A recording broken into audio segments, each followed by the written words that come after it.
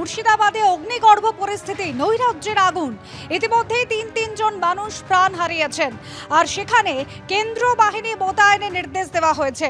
সরকারকে রাজধর্ম মনে করিয়ে কেন্দ্রীয় বাহিনী মোতায়েনের নির্দেশ হাইকোর্টের।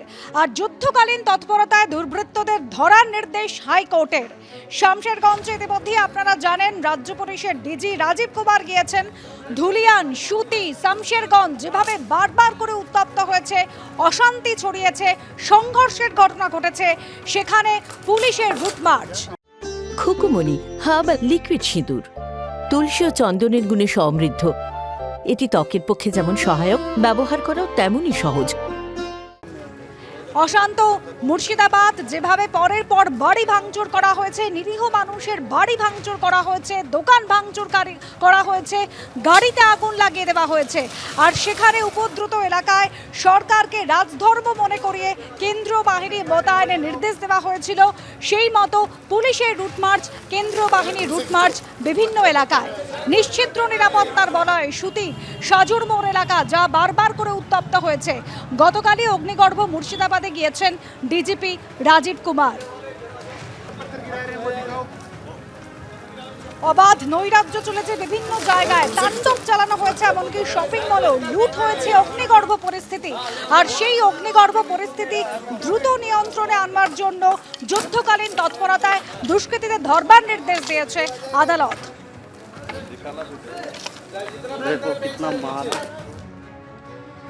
বিভিন্ন জায়গা মুর্শিদাবাদের একের পর এক জায়গা, সেটা সুতি হোক, লালগোলা হোক, জলঙ্গি, ধুলিয়ান, শামশেরগঞ্জ, জঙ্গিপুর, বিভিন্ন জায়গা বারবার করে উত্তপ্ত হয়েছে। প্রশ্নটা এখানে উঠছে যে এই ভাঙচুর, আগুন, প্রাণহানি, রক্তপাত, এসবের নেপথ্যে কারা? হিংসাত্মক আন্দোলনের পিছনে কোনো বিশেষ ঘটনা রয়েছে?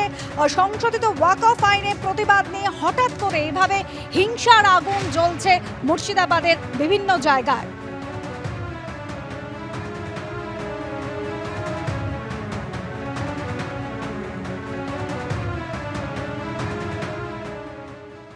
যেভাবে হিংসার আগুন জ্বলছে বিভিন্ন এলাকায়, আজ সকাল থেকে কি পরিস্থিতি? আবির দত্ত আমাদের প্রতিনিধি সরাসরি রয়েছেন আমাদের সঙ্গে। আবির, আমরা দেখেছি যেভাবে সুতি হোক, শামশেরগঞ্জ হোক বা ধুলিয়ান, একের পর এক জায়গা বারবার করে অশান্তির ঘটনা ঘটেছে, সংঘর্ষের ঘটনা ঘটেছে, কেন্দ্রীয় বাহিনী মোতায়েনের নির্দেশ দেওয়া হয়েছে। সকাল থেকে কি ছবি?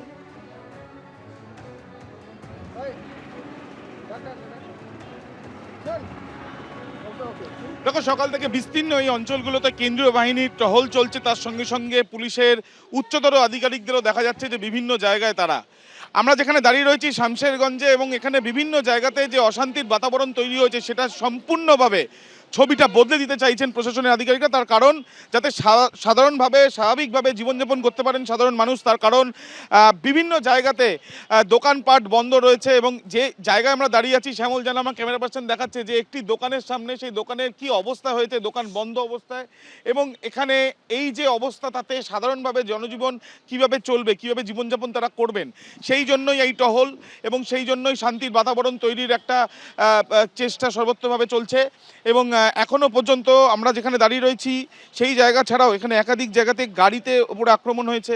এবং এই যে একটি হোটেল, সেই হোটেলের ভেতরে দেখা যাচ্ছে সম্পূর্ণভাবে হোটেলে অগ্নিসংযোগও হয়েছে ভেতরে, এবং সম্পূর্ণভাবে ফাঁকা, কোনো মানুষকেই এখানে দেখা যাচ্ছে না। কিন্তু সাধারণ মানুষের সঙ্গে আমরা কথা বলেছি, তারাও কিন্তু প্রত্যেকেই শান্তি চাইছেন, যাতে শান্তির বাতাবরণ তৈরি হয় এবং অন্যান্য দিন যেভাবে তারা জীবনযাপন করে এসছেন সেইভাবে যাতে জীবনযাপন করা যায়।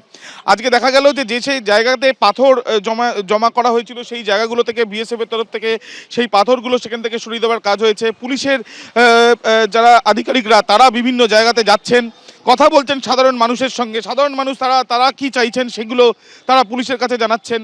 এবং তার সঙ্গে সঙ্গে যে গত কয়েকদিন ধরে যে পরিস্থিতি তৈরি হয়েছিল শামশেরগঞ্জে বা সুতিতে, সেই পরিস্থিতি যাতে বদল হয় সেই চেষ্টাই করা হচ্ছে। এবং স্থানীয় বাসিন্দা থেকে আরম্ভ করে বিভিন্ন গ্রামের মানুষ, রেলের কর্মীরা, তারাও কিন্তু এখানে শান্তি চাইছেন। তাদের সঙ্গে কথা বলো, মূলত কি চাইছেন এখন আপনারা এই পরিস্থিতিতে? মূলত চাইছি পরিস্থিতি স্বাভাবিক, শান্তি চাই। শান্তি চাই, হিন্দু মুসলিম আমরা ভাই ভাই যেমনি আছি সেরকমই থাকুক। ইতিমধ্যে শান্তির বার্তাই প্রত্যেক মহল থেকেই দেওয়া হচ্ছে, এবং তার সঙ্গে সঙ্গে সাধারণ মানুষ যারা এখানকার কর্মী তারাও কিন্তু শান্তি চাইছেন। শান্তি চাই, আমরা শান্তি চাই। দোকানপাট ঠিকঠাক খুলুক, দোকানপাট ঠিকঠাক খুলুক, এটা চাই, আমরা শান্তি চাই। স্থানীয় বাসিন্দা আর আপনি রেলের কর্মী, আমি রেলের কর্মী, গেট কিপার, গেটম্যান ধুলিয়ানের। কতটা আতঙ্কিত লাগছে কাজ করতে পুরো? রাত্রে তো ভালো, প্রথম দিন খুব আতঙ্কিত লাগছিল, আস্তে আস্তে শিথিল হচ্ছে। আরও চাই ভগবানের কাছে যেন পরিস্থিতি স্বাভাবিক হোক। পরিস্থিতি স্বাভাবিক চাইছেন সাধারণ মানুষ থেকে রেলের কর্মীরা, তার কারণ হচ্ছে ধুলিয়ানের এখানে রেল গেটও রয়েছে। আরও একবার ছবিটা শ্যামল জানাকে বলছি দেখানোর জন্য যে একটি দোকানের সামনে, সেই দোকানের যে পরিস্থিতি তৈরি হয়েছে, দোকানের কোনো কর্মী নেই এবং এটি একটি হোটেল ধুলিয়ানে, একদম একেবারে ডাকবাংলো মোড়ের কাছে, এবং সেখানে এই ধরনের পরিস্থিতি শুধুমাত্র একটি দোকান নয়, একাধিক জায়গায় হয়েছে। কিন্তু এই পরিস্থিতির বদলই কিন্তু ঘটানোর একটা প্রক্রিয়া মধ্যে রয়েছে সমস্ত বিষয় দেখা যাচ্ছে। তার কারণ সকাল থেকে আমরা দেখছি যে রেলগেট ক্রস করলেই সেখানে সেন্ট্রাল ফোর্সের বিএসএফ এর তরফ থেকে সেখান থেকে টহল দেওয়া হচ্ছে।